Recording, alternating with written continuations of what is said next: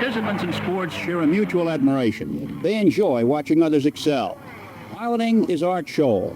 Watching is A.J. Poit, three-time Indianapolis 500 winner and a pilot himself. Scholl is an old friend of this program, and we recently saw him at the National Air Races in Reno.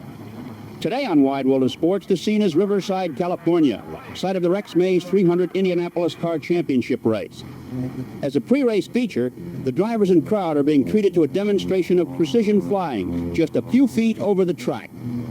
Precision of execution is an important part of competition. On Wide World of Sports today, we'll be seeing precision driving at Riverside and the beauty and precision of the world figure skating champions from Vienna, Austria. Women's world champion Peggy Fleming of the United States, Emmerich Danzer of Austria, and dance champions Taylor and Ford of Great Britain are among the featured skaters. Jim McKay and Dick Button will be reporting. I'm Chris Economaki in the pits at Riverside International Raceway here in California. It's the last race on a long season for the USAC drivers in their Indianapolis cars. They've raced on the East Coast in Canada, and now they come to California, and it will be the first time in USAC history that the national championship has been decided on a road course. A.J. Foyt, Mario Andretti, and Gordon Johncock are the contenders for the title, and when it's all over today, one of them will be the champion. They've got some tough competition in the person of international aces, Jim Clark and John Surtees. Working with us today, a man who argued for road racing on the USAC circuit, two-time Indianapolis winner Roger Ward. You must be a satisfied man today, Roger. Well, I certainly am, Chris. Actually, I feel this is the beginning of a new era in automobile racing, and I'm certainly excited about it. And so is A.J. Boyd. He hopes to become the first man in racing history to win 5 national championships. And because the rules allow him to use a second car if necessary, he's here trying out Roger McCluskey's for a fit, which looks a little bit tight. He's leading in points and hopes that this will be his big day. Nearest challenger is Mario Andretti, pint-sized Italian immigrant from Nazareth, Pennsylvania, 5'4" and 138 pounds of dynamite behind the wheel. The third contender is Gordon Johncock, who drives a lumber truck when he's not racing, but he's way down in the standings. One of the favorite drivers among fans here, and for this race, is Dan Gurney, who started his competition here. And a lot of people are looking at former world champion Jim Clark of Scotland, too. John Surtees of England is another world champion who spices the field here today. There's some interesting automobiles. How about a word on them, Roger? Well, actually, Chris, there are several different kinds of automobiles and a number of different engines. This is a 4-cam Ford engine that powers Bobby Unger's car. Here's another one. And, of course, this is a normally aspirated 4-cylinder Offenhauser. This is a turbocharged Offenhauser, and this car should be something at a disadvantage today because every time he goes to shift gears, he'll lose blower pressure. This is the Gurney Westlake Ford that Dan Gurney will be driving. And, of course, this is an automobile that Surtees will be driving. You'll notice that it is offset. And, of course, this is a racetrack with many right turns. So this car should be at something of a disadvantage also. The point situation is rather interesting, Roger, with Foyt leading, Andretti second, and Johncock third. How do you think Foyt is going to play it? Well, I think Foyt will play a waiting game to see what happens. He has a backup car driven by Jim Hurtubise, which gives him a little security, and the real pressure has to be on Mario Andretti. How do you think Mario will handle the situation? Well, I believe he has to drive a flat-out race and hope that he has a little luck. And the Johncock situation is interesting because he must win the race and have both of the others drop out before he can become the champion. And here's the course. And, Roger, for a driver schooled in oval track racing, it's different, isn't it? It certainly is a very challenging course. And, of course, turn 1 that you're seeing there has been greatly improved and is extremely fast now. This is a very challenging course because it goes both up and downhill, and many of the turns are blind. Those are the S's and quite challenging. Towards turn 6, 180 degree that almost meets you coming back. Over a hill and down to turn 7, a pretty tight left-hander, then into a sweeping right-hander, and, of course, onto the back straightaway where speeds of almost 180 miles an hour will be attained. Down that straightaway to turn 9, a very fast right-hander, and, of course, back up towards the starting line. And it's a fast track, with Dan Gurney posting the fastest speed of 117.735 miles an hour to win the pole. 30 cars will go the distance. It's 116 laps, 300 miles. The prize money, $78,000. And because of the distance, they're going to have to make a pit stop for fuel. We'll be back in a minute for the exciting start.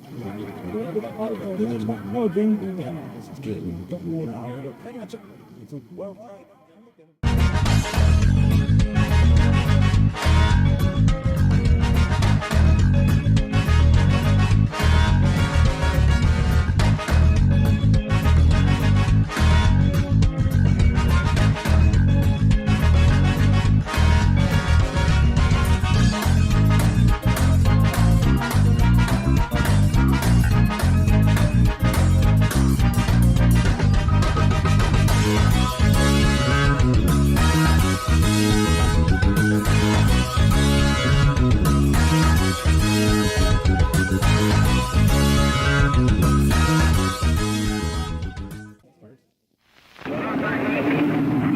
concessions to the American way of road racing will be the rolling start. In Europe, it's a grid start. And the field of 30 is now behind the pace car with Dan Gurney and the Olsenite Eagle on the pole, flanked by Jim Clark of Scotland in the Spearx Special, one of Rolla Volstedt's cars.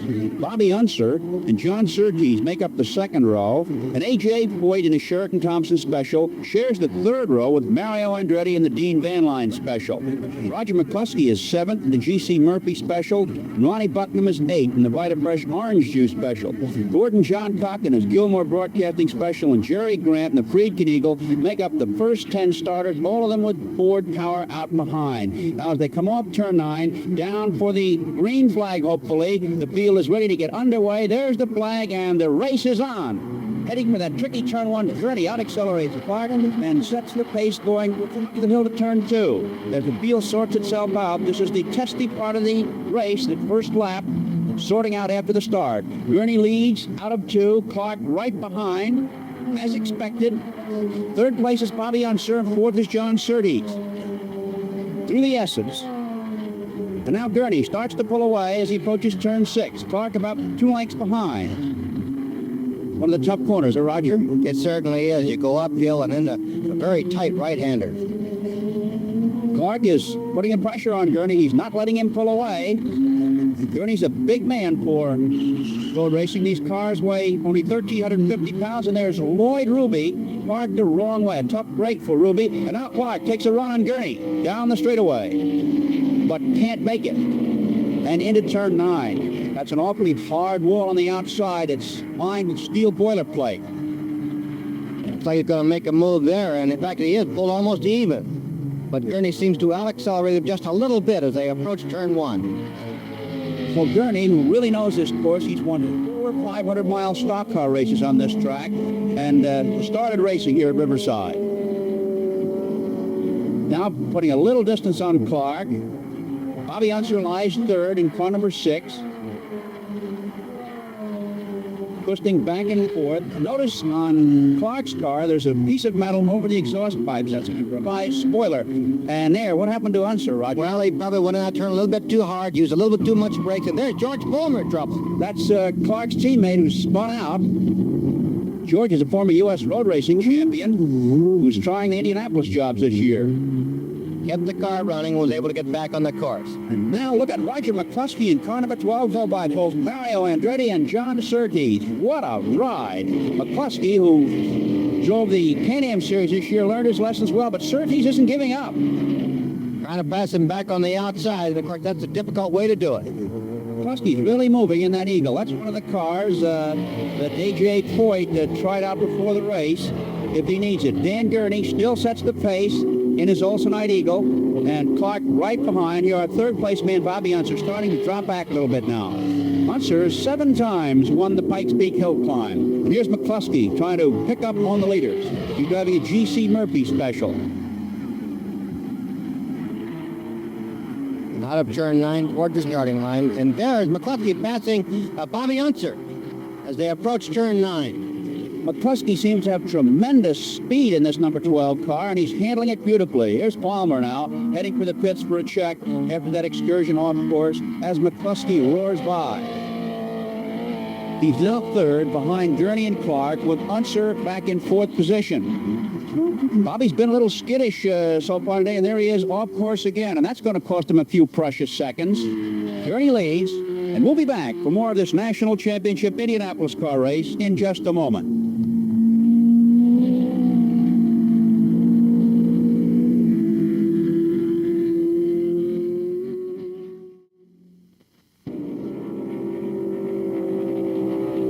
Back at Riverside with Dan Gurney still leading Jim Clark by the narrowest of margins in this 300-mile contest. It's been a close battle for the lead. A lot of rain here has left a lake in the infield of turn 9. And Clark comes off that turn, still putting the pressure on the tall Costa Mesa, California driver. Now here's Mario Andretti being pursued by Bobby Unser, who lost 2 positions when he went off the road a bit ago. But now Unser's on the brakes too hard and almost runs into Andretti as he goes into the infield. Andretti and Surtees got by Unser. And here Jerry Grant goes by, dropping Unser to 6th place. Andretti now challenges Surtees. It's a close battle. A championship is at stake, and Mario wants to win it. He's going to have to move up because A.J. Boyd is still within striking distance behind him. An exceptionally fast race, the speed's high.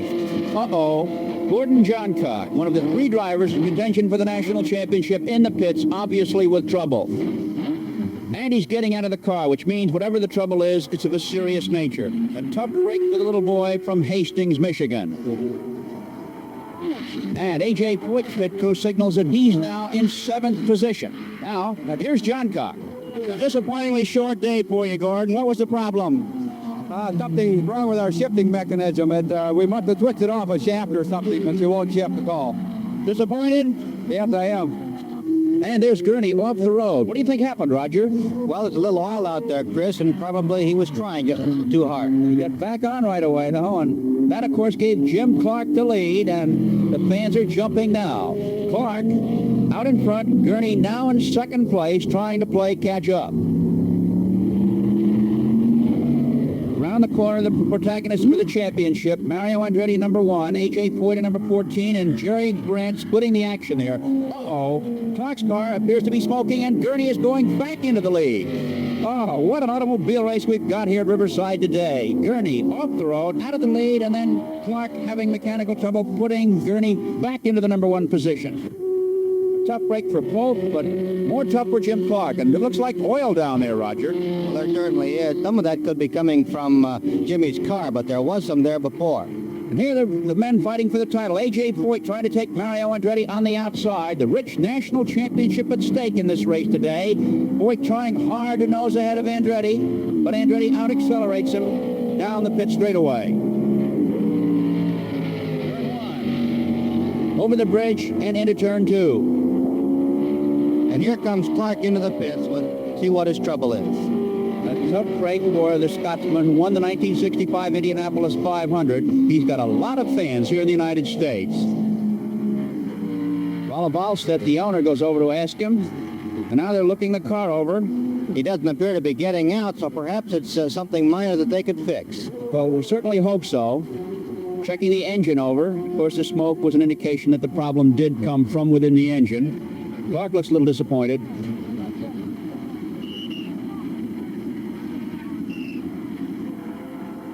And there's Bill Fowler telling Dan Gurney he's got a 22-second lead over Roger McCluskey in 2nd place. And now Jim Clark is out of the car. We're going over to see if we can't get a word with him. Lots of action on that one lap. Jimmy, what all happened? Well, we went into it as usual. There's a lot of oil around, and got to the end of the S's, and Dan went straight off before we got to turn 6 up the bank, and I got through all right in the lead, and as I came out of 6, I noticed the engine wasn't on 8, so I just had to keep on going anyway, and I was well clear of Dan by this time, but it wasn't running, you know. So I did one more lap and came in. A wise decision, Chris. If he'd have stayed out there much longer, he'd have destroyed a $23,000 engine. Well, Dan Gurney is leading and Roger McCluskey is 2nd, and those 2 battlers for the national championship, Mario Andretti and A.J. Poit, 3rd and 4th. We'll be back for more of the exciting championship race action, but now let's go to Vienna, Austria, and Jim McKay.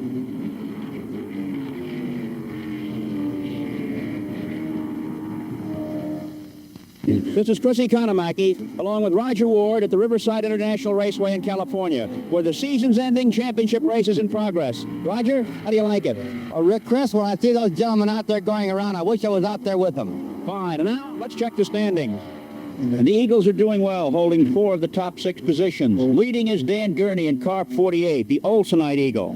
2nd place in car number 12, the G.C. Murphy Eagle, Roger McCluskey, a good bit behind Gurney.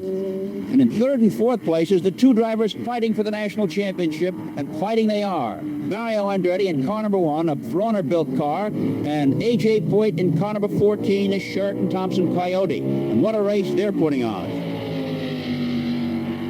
In 5th position, in the Tom Friedkin Eagle, number 78, it's sports car driver Jerry Grant. And in 6th place, in car number 6, the Rislone Eagle, it's Bobby Unser. And now Unser gets a run on Grant, try and move into the number 5 position, and move in he does, going into turn 9. Bobby likes that breaking point on turn 9. He's had an interesting day out here, hasn't he, Roger? He certainly had. He's been up and down, but after a somewhat shaky start, he's doing a really great job now in moving into contention. Another driver that's doing a great job is Lloyd Ruby in the American Red Ball Special, number 25. He got off to a rather poor start by spinning out, but he's moved back into contention. Gurney's engine is one of his own designs, and he can be quite proud of its performance here. McCluskey's car is using a 4-cam Ford engine and trying to stay behind Gurney. Andretti now in third place in the number 1 car. And here's Bobby Unser trying for a spot ahead of A.J. Foyt in that same place he likes to do his passing, and he gets by. So Bobby Unser moves past A.J. Foyt, moving him down in that battle for the championship. Unser's an experienced driver, many-time winner of Pikes Peak, drives on the sprint car circuit. For the race, we had a chance to talk to him. What about the race today, Bobby? It's going to be an interesting one. What do you think the big problems that our fellows will face will be? Well, I think the big problem is going to be finishing 300 miles. We just figured up, looks like we're going to be shifting around 1,200 times here, and that can't be too easy on the transmission and on the clutch and all in the car, so I think it'll be very hard on the cars. 300 miles on these things is pretty long way, especially when you're shifting. And tough on the palms of your hands, eh, Roger? It certainly is. Shifting that many times, a person could get a few blisters. Whoa! And here's Lloyd Ruby dirt tracking it on the outside of a corner. He could use knobby tires there for a moment. He's really had his foot to the floor on this number 25 American Red Ball Special since that first lap spin. And what's that? A.J. Foyt! And look at that right rear wheel. Foyt. And here go his championship aspirations. A cloud of dust being a cloud of doom for the burly Texan seeking his 5th national championship. And he looked like he's jumped out and running back to the pits in the hopes that he might get in one of those backup cars. It's Al Miller wondering whether AJ's going to go over and say something, and right past the service truck, and it's a long haul back to the pits. What a startling development here in this 300-mile race. A.J. Foyt looking for a 5th championship out of it, and now Roger McCluskey passes the leader, Dan Gurney. McCluskey's the new leader as Gurney drops to 2nd in action going into turn number 9. Roger McCluskey, who started 7th, is now out in front by the slimmest of margins here. Gurney in 2nd place. McCluskey, the new leader, and we'll be back for more of this exciting National Championship Indianapolis car race after this message.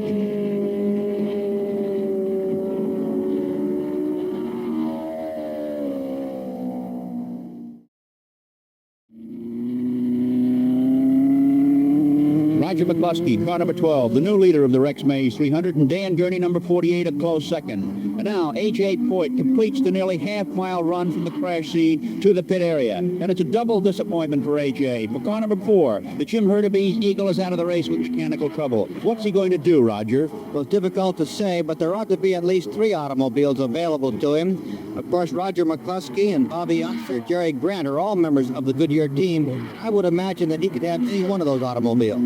Well, it's almost halfway, and the pit stops will be coming up shortly, so we'll soon see as this race keeps unfolding at high speed. Here's Foyt now talking to one of Jerry Grant's pit crew. And Mario Andretti's crew chief, Clint Warner, at the left, is an interested listener.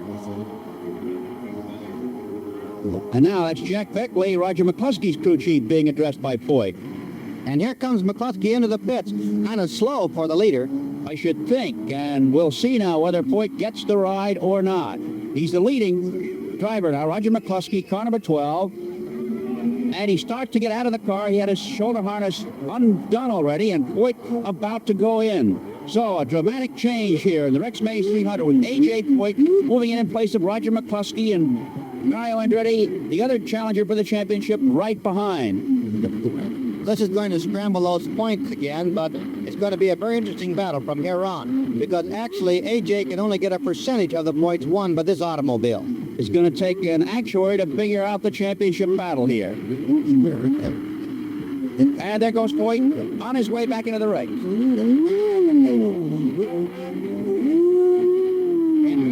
Fueled up after his mid-race pit stop, heads for the track. And here are the standings. Dan Gurney, car number 48, the leader. Bobby Unser in car number 6, 2nd. And in 3rd place is now Jerry Grant in car 78.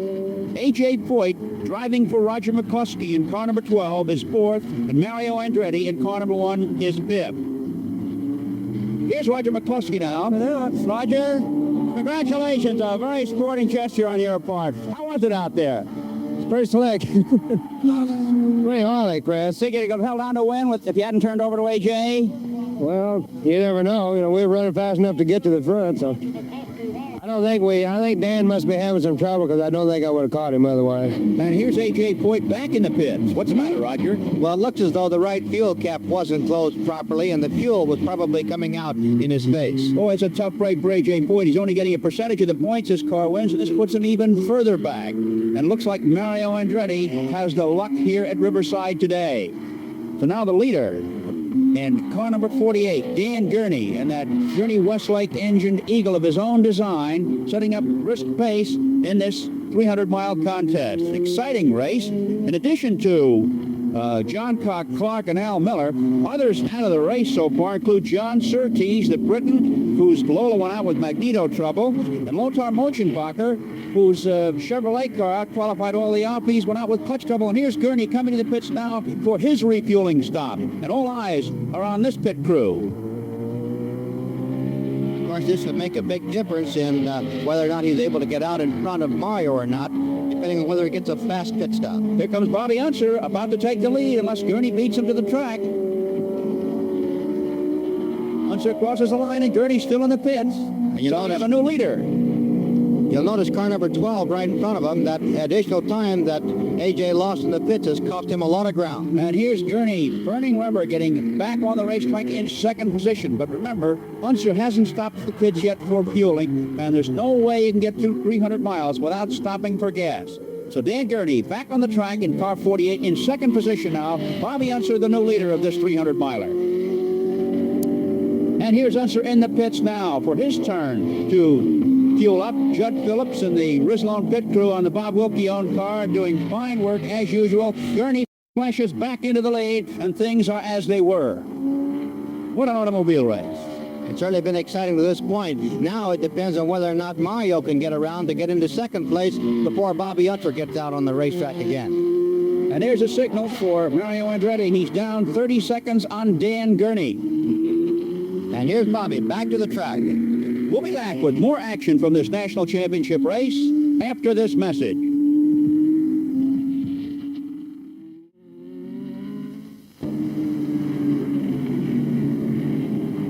Coming off turn 9, Dan Gurney comes up behind George Falmer, Jim Clark's teammate. Falmer's doing very well since his early race spin out and has gained several positions. Gurney's only averaging 108.33 miles an hour, some 9 miles an hour slower than its qualifying speed. Roger, why is the race that slow? Well, first of all, of course, they've made a couple of pit stops, which certainly take a lot of time. And then, too, with a full load of fuel, the cars would be running considerably slower than they might be.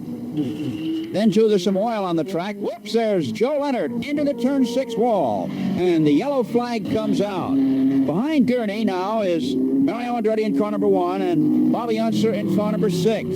So the first serious accident of the race involves Joe Leonard, a former motorcycle champion. And his Bell's Ford Mongoose number 20, a rear-engine Ford, is in sorry shape against the wall there. Gurney slowed down. He just put a lap on Lloyd Ruby. Right behind there is Jerry Grant.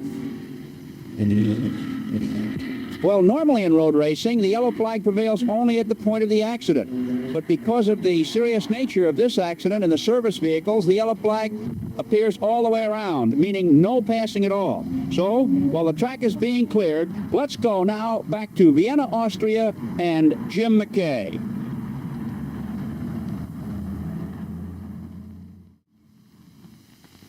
The green flag comes out at Riverside, California. This is Chrissy Kanamaki with Roger Ward in the National Championship Indianapolis car race, which will decide the national championship. And Dan Gurney in car number 48 leads with Mario Andretti with a title in his eyes in second place in car number 1. Third place belongs to Bobby Unser in car number 6. Fourth, 1 lap behind, is now Lloyd Ruby in car 25. And A.J. Poit driving his second car, the ex-Roger McCluskey machine, is 5th. That's number 12. And here's Gurney flashing across the start-finish line, kicking off another lap of 2.6-mile road circuit, but his car is slowing down. And Lloyd Ruby unlaps himself. Gurney is in trouble. A driver who has been plagued with bad racing luck throughout most of his career now is struck again by bad luck. And Andretti gains, too, as he closes to the front. Car after car now going by Gurney, and the pit crew, Wayne Leary and Richie Ginkler, wonder, where is Dan? Doesn't look like it's too bad, does it, Roger? He's running fairly fast. No, down the back straightaway, he's maintained pretty good speed, so I suspect the trouble isn't too serious. There's A.J. Foyt going by the number 12 car, and Gurney obviously headed for the pits. What an automobile race this one has been. Had all the ingredients of a Hollywood scriptwriter's super spectacular. Now here's Gurney coming to the pits now, number 48. The crew is waiting for him. He's signaling over his head. Apparently it's a tire. Yes, I would say his right rear tire has gone flat, and the crew gets to work on it. Oh boy, and now Mario Andretti in car number 1 heads for that number 1 position. And right behind him is Bobby Unser in car number 6. A fantastic automobile race this has been. Gurney smoking those rear tires back into the race. He's in 3rd place now. Andretti is the new leader. Unser is 2nd, and Gurney is 3rd, a good ways back. And there's Jerry Grant out of the race, standing by the side of the road, number 78. Tough break for Jerry, was running with the leaders. Here's Bobby Unser, the 2nd place driver now in car number 6, and it's a tight battle for the number 1 position. Gurney starts to pour the coal, the number 48. Actually, Chris, that was a very long pit stop. He was in the pits almost a minute, or perhaps even a little longer, so he had dropped way back, and he's got a long way to go. And the stopwatches and the looks on the faces of the Gurney crew reflect the disappointment. Jim McGee, Mario Andretti's crewman, flashing a signal to him that Bobby Unser in car number 6 is only 3 seconds behind. Mario Andretti now is out in front of this will win for him the 1967 National Championship, making it 3 straight for the little Italian driver from Nazareth, Pennsylvania. Gurney is really moving out there. Everyone is watching it and clocking Dan Gurney in the number 48 Olsenite Eagle. He's really pouring the coal on and knocking a couple of seconds a lap off the leaders. Here he's getting the signal from Joe Fowler. Before the race, we had a chance to talk to Dan about the engine in the car. What's different about the power plant, Dan? Well, it's a single cam pushrod engine, just like an ordinary street engine. We do have fuel injection. We are using the same sort of bottom end, that is crankshaft and oil pumps, so forth, as the 4-cam Indy Ford engine. A lot of the parts are interchangeable with their standard 302 engine, like they use in a Fairlane, Mustang, Cougar, and so forth. Where does it have its advantages on the course? It seems to be a very, very lively engine. It's not pulling tremendous maximum horsepower, but it seems to accelerate very well. And accelerate he's doing right now. He's a poor 3rd behind Mario Andretti and Bobby Unser, but really moving, going faster than they are, considerably faster, about 2 seconds a lap. All eyes are on the lanky driver from Costa Mesa, California. He has a big following here in Southern California. Joe Leonard, incidentally, is okay after that crash, which prompted the slowdown. We'll be back for more of this exciting national championship race after this message.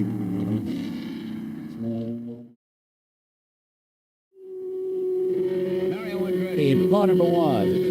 Leading this 300-mile event, we're seeing 2 races in 1 here today, and Mario Andretti is winning them both. The battle for first place and the battle for the national championship. A close second is Bobby Unser in car number 6. 2 cars between Unser and the leader Andretti. And a deep 3rd is Dan Gurney in car number 48, burning up this 2.6-mile road circuit like it's never been burned up before. The fans are really cheering him on as he ticks the seconds off and closes on the leaders. It's been a spectacular and fantastic automobile race to close out the 1967 United States Automobile Club season, and the battle for the title between Mario Andretti and A.J. Foyt now looking like it belongs to Andretti, but no, he's stopping at the pits, an unscheduled stop with only moments left in the competition, and it's for fuel. Why fuel, Raj? Because, Chris, on a road course with all that shifting, a car will use more fuel than on a racetrack. And it was a quick stop, and Mario goes back into action. The excitement in the Dan Gurney pit is intense. The new leader, Bobby Unser in car number 6. Dan Gurney now 2nd, and Mario Andretti back in 3rd place. The leader, Bobby Unser's brother Al, went out of the race not too long ago with mechanical troubles on his car, ruining a brother act. Here he is now, the leader, Bobby Unser of Albuquerque, New Mexico. 2nd place, Dan Gurney, and closing on Unser, and Andretti in a deep 3rd place after having to take fuel on in the closing moments of this 300-mile race. An unbelievable speed contest here to wrap up a long season for the Indianapolis car gentry. Bobby Unser, Dan Gurney, and Mario Andretti. Now the championship, whether or not Andretti can win in third place, with Foyt now lying fifth, only getting a percentage of the points won by the car, remains to be seen. Here's Jerry Titus off the course in car number 11, but returning to the competition, and everything seems to be happening here late in the race. What a day, Roger? It certainly is. And Chris, I have figured it out that perhaps Mario cannot win the championship now if Foyt finishes in fifth position. Boy, Bobby Unser a little bit hard on the brakes there. There's Dan Gurney right behind him. The pressure is really on Unser.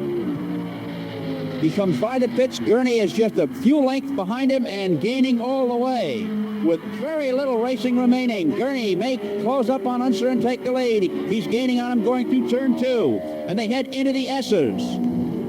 There's another car off the track, Chris. Oh, the drivers are getting frantic here. It's Ronnie Duman with a broken front suspension unit, skidding to a stop in turn 6 as the other cars go by. There's Gurney now just 2 car lengths behind Unser.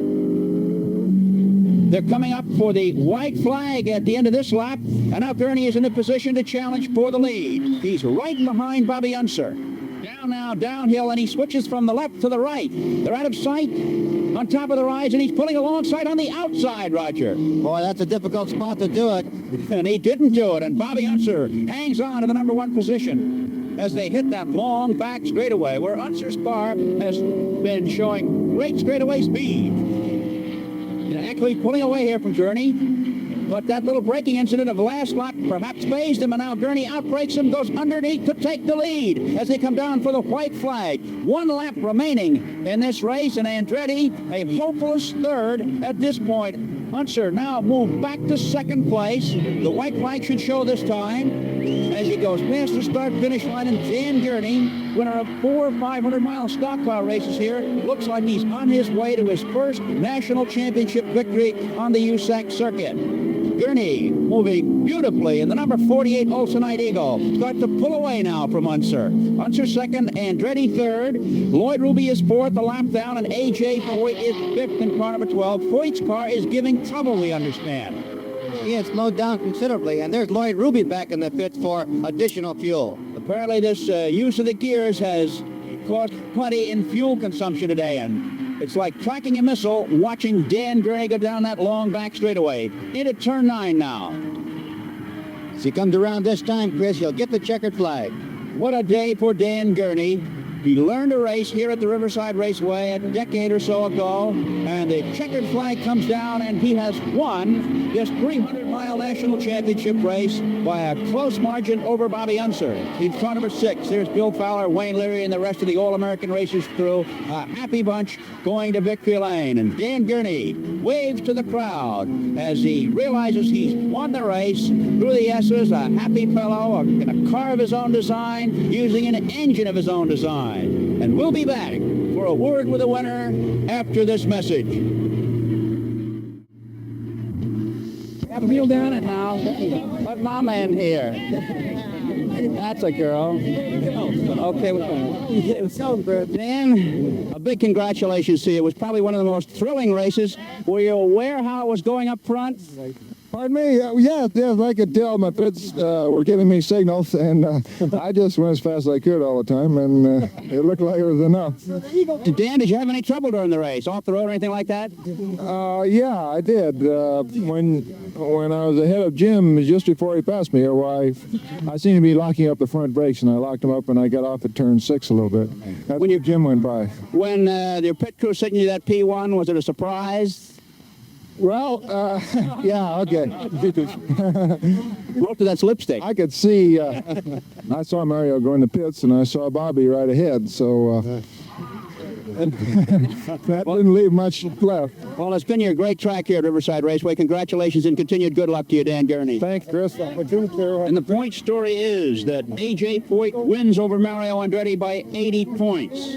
his unprecedented fifth national championship, and a disappointed Mario Andretti. Third place and second in the standings, not good enough. Here's AJ. Why did you have to change cars, AJ? Well, my car was performing beautiful, and Al Miller spun as I was lapping him, and I went off the course to avoid him, and he still hit me out there in the dirt, and it's just one of them misfortune things. Was the car damaged badly? I didn't even waste no time looking. I know it tore the right rear wheel off, and I just started running back to the pits to get my other car, and it was out. So McCluskey, which drives for Lindsey Hodgkins, before the race told me in case I need his car that I could use it, and at the time I got in, he was leading the race. So I owe all the championship to, actually, Roger McCluskey. A great sporting gesture, don't you think? Sure is. We've been friends for many years, and I'd done the same thing for him. I think that's the reason he did it for me. Gurney the winner, and with it $31,025. Bobby Unser second, Mario Andretti third, Lloyd Ruby fourth, and A.J. Foyt and Roger McCluskey fifth. Well, it's all over, Roger. Have you ever seen a drive like the one Dan Gurney put on? I certainly never have. The boy just did a tremendous job, and of course, coming from that far back, it's just a fantastic effort. It's said that he owns this place, and I think today he proved it. I believe he's right. And A.J. Foyt wins an unprecedented fifth national championship. You've won that title a few times, Roger. It's not easy, is it? It certainly isn't, and of course, today it was particularly difficult for A.J. because his number one automobile dropped out, his backup automobile had problems, and he finally was able to get into another automobile and get enough points to win the championship. An ending to the Mays 300 and an ending to the 1967 racing season. Don't look up and don't look down. You don't dare make the white bus frown.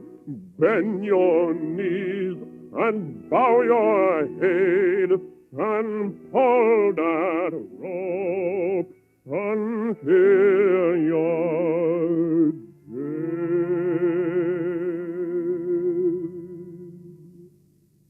Let me go away from the Mississippi. Let me go away from the white man's horse. Show me that stream called a river Jordan. That's the old stream that are long from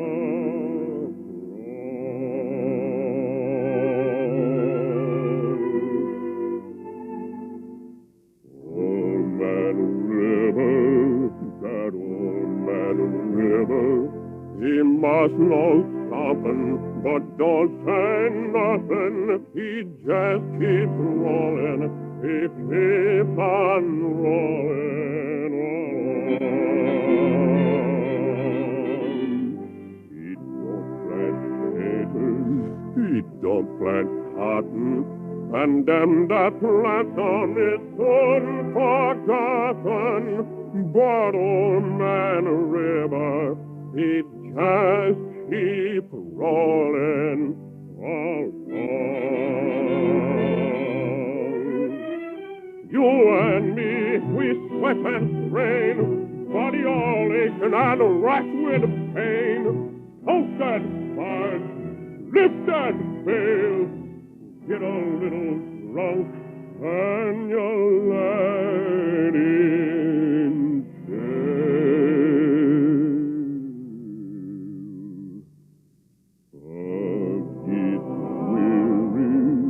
and sick of crying. I'm tired of living and feeling